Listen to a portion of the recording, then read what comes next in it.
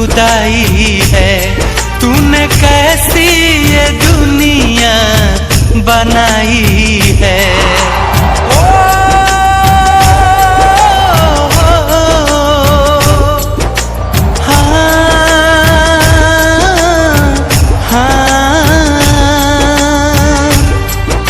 खुदा तेरी कैसी खुदाई है।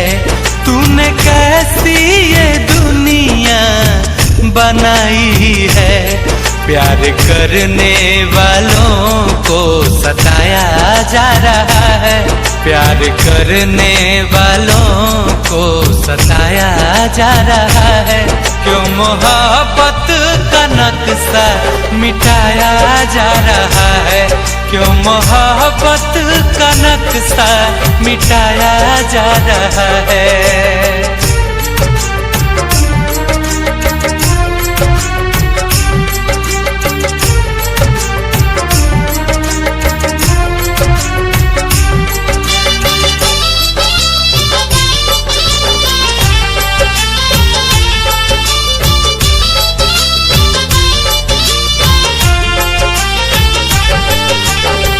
दीवाने के दिल पे लोग पत्थर चलाते हैं।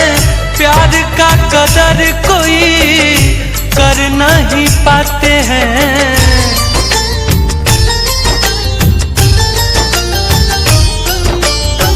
दीवाने के दिल पे लोग पत्थर चलाते हैं। प्यार का कदर कोई कर नहीं पाते हैं। प्रेमी प्रेमिका को कितना रुलाया जा रहा है। प्रेमी प्रेमिका को कितना रुलाया जा रहा है। क्यों मोहब्बत का नक्शा मिटाया जा रहा है। क्यों मोहब्बत का नक्शा मिटाया जा रहा है।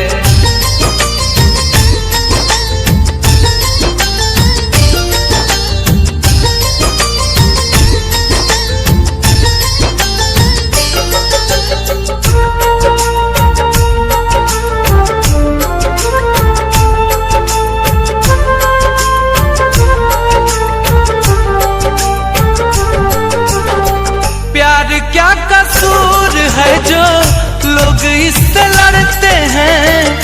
तू ही बता दे रब्बा गुंजन मारू कहते हैं।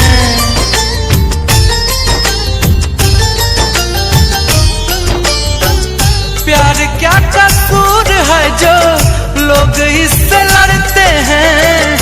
तू ही बता दे रब्बा अप्पू हसमुख कहते हैं। प्यार आग लगा के जलाया जा रहा है। प्यार आग लगा के जलाया जा रहा है। क्यों मोहब्बत का नक्शा मिटाया जा रहा है। क्यों मोहब्बत का नक्शा मिटाया जा रहा है।